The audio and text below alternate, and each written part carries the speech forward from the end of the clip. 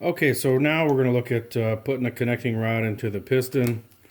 First you got to get your pin out of your set, and it's usually wrapped in plastic if it's new.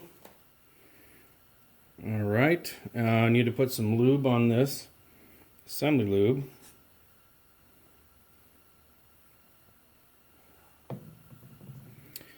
And after you lube up this pin a little bit here, you want to put a little lube also inside the bushing of your connecting rod.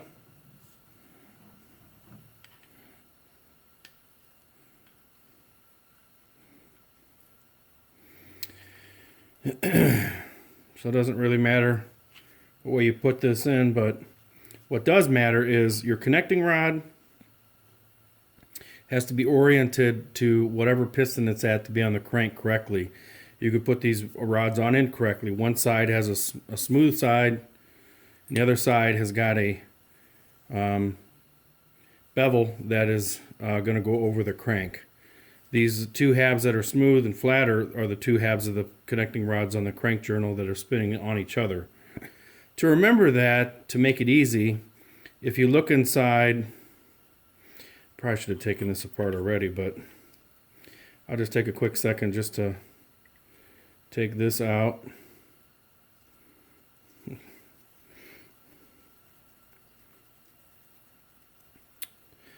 The connecting rod bearing and cap, you have to put in, I already had the bearings in here, but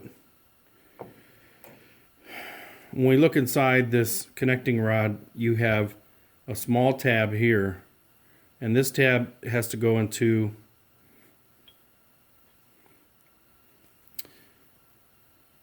this groove. I'm going to remove this real quick.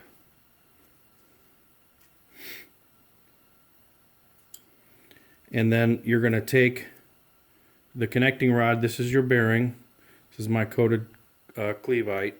Now, the tang that's on the back side of this bearing, it's got a position that's in the tang in here. This locks it in place and obviously will hold it in place. Point I brought that up just to show that, you know, once you have this lubricated, you have lube on this. The part with the small tab here, let's call that the tang. That side is always going to be on a part of the piston that is going to be typically the dome. This is an inverted dome or dish. And then you have your reliefs for your pistons. One thing that is important is some pistons have reliefs that are larger than others for special applications, but this one here is equal. With that said, this is the dome.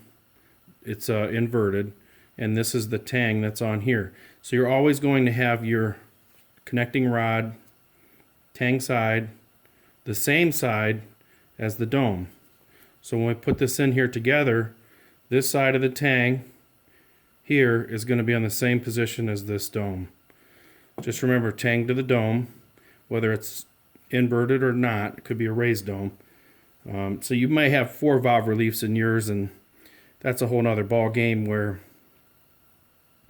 then you just have to remember that you have the tang side towards yourself, because some of them you can have the piston either way if it's got equal valve reliefs.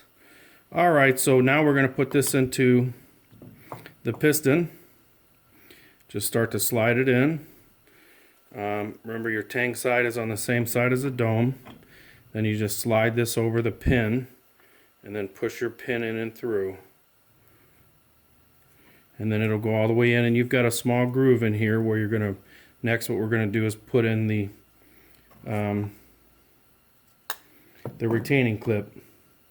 Now this particular one is a spring style, and this particular application actually has to use 2 of these.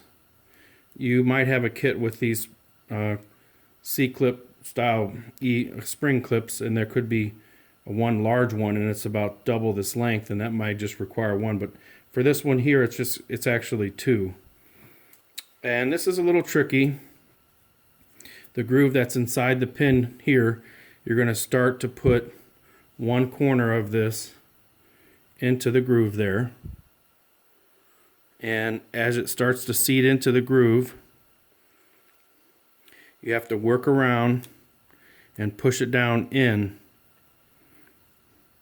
I'm just trying to look at the camera to make sure I'm not getting this off the view. But you just try to seat.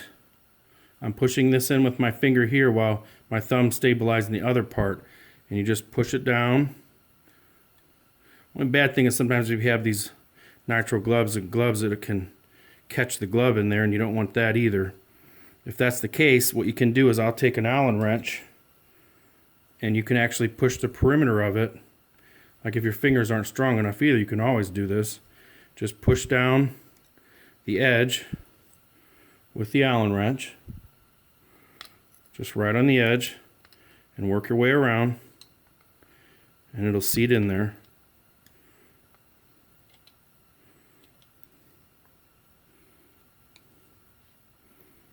And you can hear it clip just like that.